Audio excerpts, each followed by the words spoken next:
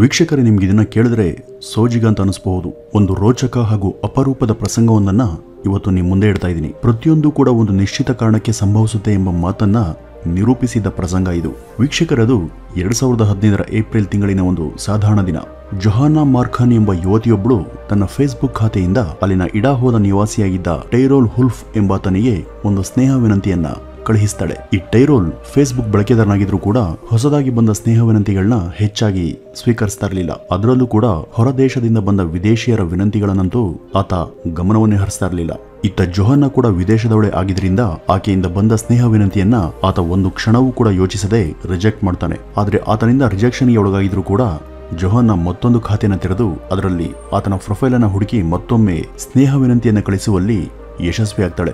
ಈ ಸಲ ಟೈರೋಲ್ ತನ್ನ ಖಾತೆಗೆ ಲಾಗಿನ್ ಆಗಿ ಚೆಕ್ ಮಾಡುವಾಗ ಅಲ್ಲಿ ಬಂದಿದ್ದ ಅನೇಕ ವಿನಂತಿಗಳಲ್ಲಿ ಈ ಯುವತಿಯ ವಿನಂತಿ ಕೂಡ ಇದ್ದದನ್ನು ಗಮನಿಸಿ ತುಸು ಚಕಿತನಾಗ್ತಾನೆ. ಈ ಹಿಂದೆ ಈಕೆಯ ವಿನಂತಿಯನ್ನ ತಾನೇ ರಿಜೆಕ್ಟ್ ಮಾಡಿದ್ದೆ, ಈಗ ಮತ್ತೊಮ್ಮೆ ಅದೇ ಹೆಸರಿಂದ ಅದೇ ವ್ಯಕ್ತಿಯಿಂದ ಬಂದ ವಿನಂತಿಯನ್ನ ಸಂಕ್ಷಿಪ್ತವಾಗಿ ನೋಡೋದಕ್ಕೆ ಶುರು ಮಾಡ್ದ. ಆ ಖಾತೆಯಲ್ಲಿದ್ದ ಯುವತಿಯ ಫೋಟೋವನ್ನ ಆತ ನೋಡ್ದ. ಆಕೆ ಯಾವ ವಿಧದಲ್ಲೂ ಈತನಿಗೆ ಪರಿಚಯದ ಹುಡುಗಿಂತ ಅನಿಸ್ಲೇ ಇಲ್ಲ. ಆದ್ರೆ ಯುವತಿ ನೋಡೋದಕ್ಕೆ ಆಕರ್ಷಕವಾಗಿದ್ಲು. ಇಷ್ಟು ಸ್ಫುರದ್ರೂಪಿ ಯುವತಿ ನನ್ನ ಸ್ನೇಹವನ್ನ ಪದೇ ಪದೇ ಬಯಸೋದಕ್ಕೆ ಏನ್ ಕಾರಣ ಎಂಬ ಕ್ಯೂರಿಯಾಸಿಟಿಗಾಗಿ ಆಕೆ ವಿನಂತಿಯನ್ನ ಈ ಬಾರಿ ಕೌತುಕದಿಂದ ಸ್ವೀಕರಿಸ್ತಾನೆ ಟೈರೋಲ್. ಆದರೆ ಹೀಗೆ ಕುತೂಹಲದಿಂದ ಉಂಟಾದ ಈ ಸ್ನೇಹ ಮುಂದೆ ತನ್ನ ಜೀವನದ ಪ್ರಮುಖ ಅಧ್ಯಾಯವೇ ಆಗಿ ಹೋಗಲಿದೆ ಅಂತ ಟೈರೋಲ್ಗೂ ಕೂಡ ಗೊತ್ತಿರಲಿಲ್ಲ. ಸರಿ, ಆಕೆಯ ಸ್ನೇಹ ವಿನಂತಿಯನ್ನ ಒಪ್ಪಿದ ಟೈರೋಲ್ ಉಡನೆ ಆಕೆಯ ಇನ್ಬಾಕ್ಸ್ಗೆ ಬಂದು ಕೇಳಿದ ಮೊದಲ ವಿಷಯ ಅಂದ್ರೆ ತನಗೆ ಆಕೆಯ ಪರಿಚಯ ಇದೆಯಾ ಅಂತ. ಅದಕ್ಕೆ ಉತ್ತರಿಸಿದ ಜೊಹಾನಾ ಆತನಿಗೆ ತನ್ನ ಪರಿಚಯ ಇಲ್ಲ ಅಂತಷ್ಟೇ ಹೇಳಿದ್ಲು. ಮುಂದುವರಿದ ಜೊಹಾನಾ ಆತನಿಂದ ಈ ಹಿಂದೆ ತನ್ನ ಜೀವನವೇ ಬದಲಾಗಿದ ಸಂಗತಿಯನ್ನ ತಿಳಿಸಿದ್ಲು.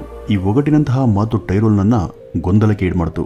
ನನಗೆ ಯಾರು ಅಂತಾನೆ ಗೊತ್ತಿರದ ಈ ಯುವತಿಯ ಜೀವನ ತನ್ನಿಂದ ಹೇಗೆ ಬದಲಾಗೋದಕ್ಕೆ ಸಾಧ್ಯ ಅಂತ ಅವನು ಯೋಚನೆಗೆ ಇಳಿದ. ಜೊಹಾನಾ ಇಷ್ಟನ್ನ ಮಾತ್ರ ತಿಳಿಸಿ ಈ ಬಗ್ಗೆ ಹೆಚ್ಚಿನ ಯಾವ ವಿವರವನ್ನು ಕೂಡ ಕೊಡ್ಲಿಲ್ಲ. ಆದ್ರೆ ಆಕೆಯ ಮಾತುಗಳಲ್ಲಿ ಟೈರೋಲ್ಗೆ ಕೃತಜ್ಞತೆಯನ್ನ ಸಲ್ಲಿಸುವ ನುಡಿಗಳು ವ್ಯಕ್ತವಾಗಿದ್ವು. ಆತನಿಂದ ಏನೋ ಮಹತ್ತರವಾದುದನ್ನ ಪಡೆದ ಧನ್ಯತಾ ಭಾವ ಅವುಗಳಲ್ಲಿ ವ್ಯಕ್ತವಾಗಿತ್ತು. ಟೈರೋಲ್ ಚಕಿತನಾದ. ಈ ಯುವತಿ ಯಾರಿರಬಹುದು ಅಂತ ಟೈರೋಲ್ ಯೋಚಿಸಿದ. ಹಾಗೆ ಚಿಂತಿಸುತ್ತಾ ತನ್ನ ಜೀವನದ ಹಿಂದಕ್ಕೆ ಹೋದ ಅವನಿಗೆ ಹಲವು ವರ್ಷಗಳ ಹಿಂದೆ ನಡೆದಿದ್ದ ತನ್ನ ಜೀವನದ ಒಂದು ಸಣ್ಣ ಘಟನೆ ನೆನಪಾಯ್ತು. ಅದ್ರ ಪ್ರಕಾರ ಆ ಯುವತಿ ತನಗೆ ಪರಿಚಯ ಅಂತ ಟೈರೋಲ್ಗೆ ಗೊತ್ತಾಗೋದಿಕ್ಕೆ ಹೆಚ್ಚು ಸಮಯನು ಬೇಕಾಗಲಿಲ್ಲ. ಅವನ ನೆನಪು ಅಲ್ಲಿಂದ ಸುಮಾರು 15 ವರ್ಷಗಳಷ್ಟು ಸ್ವಿ. ಆಗ ಟೈರೋಲ್ಗೆ 7 ವರ್ಷ ವಯಸ್ಸು. ಅವನು ತನ್ನ ಶಾಲೆಯಲ್ಲಿ ಆಯೋಜನೆ ಮಾಡಿದಂತಹ ಆಪರೇಷನ್ ಕ್ರಿಸ್ಮಸ್ ಚೈಲ್ಡ್ ಎಂಬ ಒಂದು ಜನೋಪಕಾರಿ ಆಂದೋಲನವೊಂದರಲ್ಲಿ ಭಾಗಿಯಾಗಿದ್ದ. ಅದೊಂದು ಚಾರಿಟಿ ಪ್ರಾಜೆಕ್ಟ್ ಆಗಿದ್ದು ಶಾಲಾ ಮಕ್ಕಳಿಂದ ಅವರು ಶಕ್ತ್ಯಾನುಸಾರ ವಸ್ತುಗಳನ್ನ ಸಂಗ್ರಹಿಸಿ ಅವುಗಳನ್ನ ಗಿಫ್ಟ್ ಮಾದರಿಯಲ್ಲಿ ಪ್ಯಾಕ್ ಮಾಡಿ ಚರ್ಚುಗಳಿಗೆ ರವಾನಿಸುವುದು. ಅಲ್ಲಿಂದ ಮಕ್ಕಳ ಆ ಗಿಫ್ಟ್ಗಳು ದೇಶ ವಿದೇಶಗಳ ಬಡ ಮಕ್ಕಳು ಹಾಗೂ ನಿರ್ಗತಿಕರ ಮಕ್ಕಳಿಗೆ ಉಚಿತವಾಗಿ ತಲುಪ್ತವೆ. ದೇಶ ವಿದೇಶಗಳಲ್ಲಿ ಇರುವ ಅಸಹಾಯಕ ಮಕ್ಕಳಿಗೆ ಸಹಾಯ ಮಾಡೋದು ಈ ಯೋಜನೆಯ ಪ್ರಮುಖ ಧ್ಯೇಯವಾಗಿತ್ತು. ಈ ಒಂದು ಪ್ರಾಜೆಕ್ಟ್ನಲ್ಲಿ ಸಂತೋಷದಿಂದ ಪಾಲ್ಗೊಂಡಿದ್ದಂತಹ ಅನೇಕ ಮಕ್ಕಳಲ್ಲಿ ಟೈರೋಲ್ ಕೂಡ ಒಬ್ಬನಾಗಿದ್ದ. ಅತ್ಯುತ್ಸಾಹದಿಂದ ಒಂದು ಬಾಕ್ಸ್ ತೆಗೆದು ಅದರಲ್ಲಿ ತನ್ನಿಷ್ಟದ ಕೆಲ ಉಪಯೋಗವಾಗಬಲ್ಲ ವಸ್ತುಗಳನ್ನ ತುಂಬಿ ಅದರ ಜೊತೆ ಒಂದು ಸಣ್ಣ ಕೈ ಬರಹವಿದ್ದ ಚೀಟಿಯನ್ನು ಕೂಡ ಬರೆದಿಟ್ಟು ಅದನ್ನ ಆಕರ್ಷಕವಾಗಿ ಪ್ಯಾಕ್ ಮಾಡಿ ತನ್ನ ಪೋಷಕರ ಜೊತೆ ಹತ್ತಿರದ ಚರ್ಚ್ಗೆ ಟೈರೋಲ್ ಕೊಟ್ಟು ಬಂದಿದ್ದ. ಅಲ್ಲಿಂದ ಅವೆಲ್ಲ ನಿಗದಿತ ಸ್ಥಳಗಳಿಗೆ ಹೊರಡಲಿದ್ವು. ಅಲ್ಲಿದ್ದ 100 ಪ್ಯಾಕೇಜುಗಳಲ್ಲಿ ಟೈರೋಲ್ದು ಕೂಡ ಒಂದಾಗಿತ್ತು. ಅವೆಲ್ಲವೂ ಹಲವು ದೇಶಗಳಿಗೆ ಹೋಗೋದರಲ್ಲಿದ್ವು. ಹಾಗೇನೆ ಟೈರೋಲ್ನ ಪ್ಯಾಕೇಜ್ ಅಲ್ಲಿಂದ ಹೊರಟು ದೂರದ ಫಿಲಿಪೈನ್ ದೇಶದ ಬಡ ಕುಟುಂಬದ ಮನೆಯನ್ನ ಸೇರಿತ್ತು. ಈ ಒಂದು ಸಹಾಯ ಅವರಿಗೆ ಆಗ ಬಹಳವೇ ಮುಖ್ಯವಾಗಿತ್ತು. ಈ ಸಹಾಯ ಮಾಡಿದ ಟೈರೋಲ್ ಅದನ್ನ ಬಹುವಾಗಿ ಮರ್ತೇ ಹೋಗಿದ್ದ. ಈ ಒಂದು ಸಹಾಯನೇ ಮುಂದೆ ತನಗೆ ಒಂದೊಳ್ಳೆ ವ್ಯಕ್ತಿಯ ಸ್ನೇಹವನ್ನ ಸಂಪಾದಿಸಿ ಕೊಡಲಿದೆ ಅಂತ ತಿಳಿದಿರೋದಕ್ಕೆ ಹೇಗೆ ಸಾಧ್ಯ? ಆದ್ರೆ ಅಲ್ಲಿ ನಡೆದದ್ದೇ ಒಂದು ಪವಾಡ. ಆತನಿಗೆ ಈ ಯುವತಿ ಜೊಹಾನಾ ಅದೇ ಫಿಲಿಪೈನ್ ಕುಟುಂಬದ ಯುವತಿಯಿಂದ ಗೊತ್ತಾಗೋದಿಕ್ಕೆ ಹೆಚ್ಚಿಗೆ ಸಮಯ ಏನು ಬೇಕಾಗ್ಲಿಲ್ಲ. ಹೌದು, ಅವತ್ತು ಟೈರೋಲ್ ಪ್ಯಾಕ್ ಮಾಡಿದ್ದ ಆ ಗಿಫ್ಟ್ ಬಾಕ್ಸ್ ಜೊಹಾನಾಳ ಮನೆಯನ್ನ ಸೇರಿತ್ತು. ಈ ಒಂದು ಘಟನೆ ಟೈರೋಲ್ನ ನೆನಪಲ್ಲಿ ಮಸುಕಾಗಿ ಮಾತ್ರ ಉಳಿದಿತ್ತು. ಕಾರಣ ಆಗ ಅವನು ಇನ್ನೂ ಸಣ್ಣ ಬಾಲಕ ಮಾತ್ರ. ಆತ ತಕ್ಷಣ ಈ ಬಗ್ಗೆ ತನ್ನ ತಾಯಿಯನ್ನ ಕೇಳಿದ. ಆಕೆ ಅದನ್ನ ವಿವರಿಸ್ತಾ ಆಗ ಆ ಪ್ಯಾಕ್ನ ಟೈರೋಲ್ ಎಷ್ಟು ಆಕರ್ಷಕವಾಗಿ ಪ್ಯಾಕ್ ಮಾಡಿದ್ದ, ಅದನ್ನ ಮಾಡುವಾಗ ಅವನ ಕಣ್ಣಲ್ಲಿ ಯಾವ ರೀತಿಯ ಹುಮ್ಮಸ್ಸು ಹಾಗೂ ಸಂತೋಷ ತುಂಬಿತ್ತು ಅಂತ ಅವನಿಗೆ ಕಣ್ಣಿಗೆ ಕಟ್ಟುವಂತೆ ವಿವರಿಸಿದ್ರು. ಜೊಹಾನಾ ಅವನ ಜೊತೆ ಅತಿಯಾದ ಸ್ನೇಹ ಸಲಿಗೆಯನ್ನ ಬೆಳೆಸ್ಕೊಂಡ್ಲು. ಅವರಿಬ್ರು ಬಹಳ ದೀರ್ಘಕಾಲದವರೆಗೂ ಸಂವಾದಿಸ್ತಾ ಇದ್ರು. ಜೊಹಾನಾ ಹಾಗೂ ಟೈರೋಲ್ರ ಸಂಬಂಧ ತೀವ್ರವಾಯಿತು. ಅವರು ದಿನಗಟ್ಟಲೆ ಒಬ್ಬರ ಜೊತೆ ಒಬ್ಬರು ಚಾಟ್ ಮಾಡ್ತಾ ಕಾಲ ಕಳೆಯೋದಕ್ಕೆ ಶುರು ಮಾಡಿದ್ರು. ಟೈರೋಲ್ ಈ ಮುನ್ನ ಹೆಚ್ಚಿನ ಸಮಯವನ್ನ ತನ್ನ ಸ್ನೇಹಿತರ ಜೊತೆ ಕಳೀತಾ ಇದ್ದವನು ಈಗ ಸದಾ ಜೊಹಾನಾಳ ಬಗ್ಗೆ ಚಿಂತಿಸ್ತಾನೆ ಕಾಲ ಕಳೀತಾ ಇದ್ದ. ಅವರಿಬ್ರು ಬಹಳ ದೂರ ಇದ್ರು. ಇವರಿಬ್ಬರ ನಡುವೆ ಸಾವಿರಾರು ಮೈಲಿಗಳ ಅಂತರ ಇತ್ತು. ಇನ್ನು ಟೈರೋಲ್ಗೆ ದಿನದಿನಕ್ಕೂ ಜೊಹಾನಾಳನ್ನ ಭೇಟಿಯಾಗುವಂತಹ ಹಂಬಲ ಶುರುವಾಯಿತು. ಒಂದಿಡೀ ವರ್ಷದವರೆಗೂ ಇಬ್ರು ಕೇವಲ ಸೋಷಿಯಲ್ ಮೀಡಿಯಾದ ಸ್ನೇಹಿತರಾಗಿದ್ರು. ಈ ಸ್ನೇಹಕ್ಕೆ ಹೊಸ ಅರ್ಥ ಕೊಡುವ ಇರಾದೆ ಟೈರೋಲ್ನದಾಗಿತ್ತು. ಅವನು ತನ್ನ ಗ್ರಾಜುಯೇಷನ್ ಮುಗಿದ ಬಳಿಕ ಕನ್ಸ್ಟ್ರಕ್ಷನ್ ಸೈಟ್ ಒಂದರಲ್ಲಿ ಕೆಲಸಕ್ಕೆ ಸೇರಿ ಹಣವನ್ನ ಉಳಿತಾಯ ಮಾಡೋದಕ್ಕೆ ಮುಂದಾಗ್ತಾನೆ.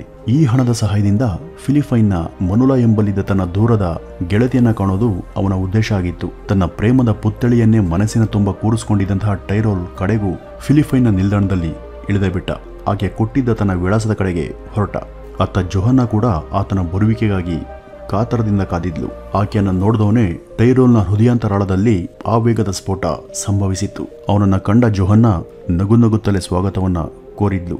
ಆಕೆಯ ಮನೆಯವರು ಕೂಡ ನಗುತ್ತಾ ಆತನನ್ನ ಬರಮಾಡಿಕೊಂಡ್ರು. ಆದರೆ ಟೈರೋಲ್ಗೆ ಸ್ವಲ್ಪ ಬೇಜಾರಾಗಿದ್ದು ಅವರಿದ್ದ ಮನೆಯ ಪರಿಸ್ಥಿತಿ. ಅವರು ಇನ್ನೂ ಕೂಡ ಸಣ್ಣ ಹಟ್ನಂತಹ ಮನೆಯಲ್ಲೇನೆ ಇದ್ರು. ಇಷ್ಟು ವರ್ಷವಾದರೂ ಅವರ ಸ್ಥಿತಿ ಸುಧಾರಣೆಯನ್ನ ಕಂಡಿರಲಿಲ್ಲ. ಈ ಫಿಲಿಪೈನ್ ಏಷ್ಯಾದ ಒಂದು ಬಡದೇಶ. ಅಲ್ಲಿನ ಭೌಗೋಳಿಕತೆ ಹಾಗೂ ಇತರ ಅನೇಕ ಕಾರಣಗಳಿಂದಾಗಿ ಫಿಲಿಪೈನ್ಸ್ ಆರ್ಥಿಕವಾಗಿ ಹಿಂದುಳಿದ ರಾಷ್ಟ್ರ.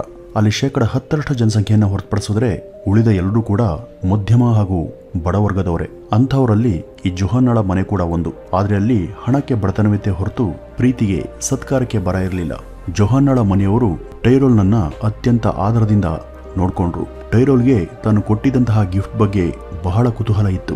ಅವನ ಕುತೂಹಲ ತಣಿಸುವಂತೆ ಜೊಹನ್ನಾಳೆ ಸ್ವತಃ ಅದನ್ನ ಅವನಿಗೆ ತೋರಿಸಿದ್ಲು. 15 ವರ್ಷಗಳ ಹಿಂದೆ ಬಂದಿದ್ದ ಅದನ್ನ ಅಷ್ಟೇ ಜತನದಿಂದ ಆಕೆ ಕಾಯ್ದುಕೊಂಡು ಬಂದಿದ್ಲು. ಅದನ್ನ ಟೈರೋಲ್ಗೆ ತೋರಿಸಿದಾಗ ಅವನು ರೋಮಾಂಚಿತನಾದ. ಇಷ್ಟಕ್ಕೂ ಆ ಬಾಕ್ಸ್ನಲ್ಲಿ ಆತ ಕಳುಹಿಸಿದೆ ಗೊತ್ತಾ, ಒಂದು ಜೊತೆ ಆಕರ್ಷಕ ಶೂಗಳನ್ನ. ಅವು ಜೊಹನ್ನಾಗೆ ಆಗ ಶಾಲೆಗೆ ಹಾಕಿಕೊಂಡು ಹೋಗೋದಿಕ್ಕೆ ಸಹಾಯವಾಗಿದ್ವು. ಹಾಗೂ ಅದರ ಜೊತೆ ಬಂದಿದ್ದ ಟೈರೋಲ್ನ ಹೆಸರಿನ ಚೀಟಿಯನ್ನು ಕೂಡ ಜೊಹನ್ನಾ ಅವನಿಗೆ ತೋರಿಸಿದ್ಲು. ಟೈರೋಲ್ ಅಲ್ಲಿ 10 ದಿನಗಳ ಕಾಲ ಸಂತೋಷವಾಗಿ ಕಾಲ ಕಳೆದ. ಜೊಹನ್ನಾ ಅವನನ್ನ ಅಲ್ಲಿನ ಕೆಲ ವಿಶೇಷ ಸ್ಥಳಗಳಿಗೆ ಕರ್ಕೊಂಡು ಹೋಗಿ ಸುತ್ತಾಡಿದ್ಲು. ಹೊರಡುವ ದಿನ ಜೊಹನ್ನಾಗೆ ಮನಸ್ಸಿಲ್ಲದ ಮನಸ್ಸಲ್ಲಿ ವಿದಾಯವನ್ನು ತಿಳಿಸಿ ಟೈರೋಲ್ ತನ್ನ ನೇಟಿವ್ ಕಡೆಗೆ ಹೆಜ್ಜೆ ಹಾಕ್ತ. ಆಕೆ ಜೊತೆ ಕಳೆದ ಪ್ರತಿ ಕ್ಷಣಗಳು ಕೂಡ ಅವನಿಗೆ ಅವಿಸ್ಮರಣೀಯವಾಗಿದ್ವು. ಅಲ್ಲಿಂದ ಬಂದ ಮೇಲೆ ಅವರಿಬ್ಬರ ನಡುವೆ ಆಪ್ತತೆ ಇನ್ನಷ್ಟು ತೀವ್ರವಾಯಿತು. ಇಬ್ಬರು ಕೂಡ ಒಬ್ಬರನ್ನೊಬ್ಬರು ಒಂದು ಕ್ಷಣವೂ ಬಿಟ್ಟಿರದ ಹಾಗಾದ್ರು. ಆಡಿಯೋ ಮತ್ತು ವಿಡಿಯೋ ಚಾಟ್ಗಳಲ್ಲಿ ಗಂಟೆಗಟ್ಟಲೆ ಮಾತಾಡ್ತಾ ಕಾಲ ಕಳೆದ್ರು. ಈ ನಡುವೆ ಟೈರೋಲ್ ಬಹುದೊಡ್ಡ ನಿರ್ಧಾರವೊಂದನ್ನ ತಾಳಿದ. ಅವನು ಈ ಸಲ ಜೊಹನ್ನಾಳಿಗೆ ಹೇಳ್ದೇನೆ ಅವಳಿದ್ದಲ್ಲಿಗೆ ಸರ್ಪ್ರೈಸ್ ವಿಸಿಟ್ ಅನ್ನ ಕೊಟ್ಟ. ಅವನನ್ನು ನೋಡಿದವಳೆ ಜೊಹನ್ನಾ ಅವಕ್ಕಾಗಿದ್ಲು. ಈ ಬಾರಿ ಟೈರೋಲ್ ಮುಖ್ಯ ಕಾರಣಕ್ಕಾಗಿ ಬಂದಿದ್ದ. ಬಂದವನೇ ಜೊಹನ್ನಾಳ ತಂದೆ ಬಳಿ ಹೋಗಿ ಜೊಹನ್ನಾಳ ಕೈ ಹಿಡಿಯುವ ತನ್ನ ಮನಸ್ಸಿನ ಆಸೆಯನ್ನ ವ್ಯಕ್ತಪಡಿಸಿದ್ದ. ಜೊಹನ್ನಾಳ ತಂದೆ ಮಗಳ ಮುಖವನ್ನೊಮ್ಮೆ ನೋಡಿದ್ರು. ಆಕೆ ಮುಖದಲ್ಲಿ ಸಂತೋಷದ ಛಾಯೆ ಇತ್ತು. ತನ್ನ ಮಗಳ ಸಂತೋಷವೇ ತನ್ನ ಸಂತೋಷ ಅಂತ ಭಾವಿಸಿದ ಅವರು ಇದಕ್ಕೆ ಒಪ್ಪಿಗೆ ಕೊಟ್ರು. ಟೈರೋಲ್ ಅಲ್ಲಿನ ಸಂಪ್ರದಾಯದಂತೆಯೇ ಜೊಹನ್ನಾಳನ್ನ ಮನಸ್ಪೂರ್ವಕವಾಗಿ ಕೈ ಹಿಡಿದ. ಎಂದೋ ಯಾವ ಕಾರಣಕ್ಕೂ ಟೈರೋಲ್ ಮಾಡಿದ್ದ ಪುಟ್ಟ ಸಹಾಯ ಇವತ್ತು ಅವನ ಜೀವನಕ್ಕೆ ಇಂಥ ಒಂದು ರೋಚಕ ತಿರುವನ್ನ ನೀಡಿತ್ತು. ಇಂದಿಗೆ ಟೈರೋಲ್ ಮತ್ತು ಜೊಹನ್ನಾ ಇಬ್ರು ಕೂಡ ಮದುವೆಯಾಗಿ 5 ವರ್ಷಗಳೇ ಸಂದಿವೆ. ಇಬ್ರು ಕೂಡ ಅನ್ಯೋನ್ಯವಾಗಿದ್ದಾರೆ. ಅವ್ರಿಗೆ ಒಬ್ಬ ಮಗ ಕೂಡ ಇದ್ದಾನೆ. ಈ ಅಪರೂಪದ ನಂಟಿಗೆ ಹಾದಿಯನ್ನ ನಿರ್ಮಿಸಿದ್ದು ಟೈರೋಲ್ನ ಪುಟ್ಟ ಸಹಾಯ ಹಸ್ತ. ಜಾತಿ, ಮತ, ಸಮುದಾಯ, ರಾಷ್ಟ್ರ ಈ ಯಾವ ಮಿತಿಗಳು ಕೂಡ ಈ ಅಪರೂಪದ ವಿಶೇಷ ಜೋಡಿಯ ಬೆಸುಗೆಗೆ ಅಡ್ಡಿ ಬರಲಿಲ್ಲ. ಪರಸ್ಪರ ಪ್ರೀತಿ, ಸಹಕಾರ ಹಾಗೂ ಒಡನಾಟಗಳೇ ಈ ಸಂಬಂಧದ ಜೀವಾಳ. ಈ ಇಬ್ಬರ ಈ ಬೆಸುಗೆಯ ಕತೆ ಪ್ರತಿಯೊಂದು ಜೋಡಿಗೂ ಸ್ಫೂರ್ತಿಯಾಗಲಿ ಅಂತ ಹೇಳ್ತಾ ಈ ಒಂದು ವಿಡಿಯೋವನ್ನ ಮುಗಿಸೋಣ. ನಮಸ್ಕಾರ.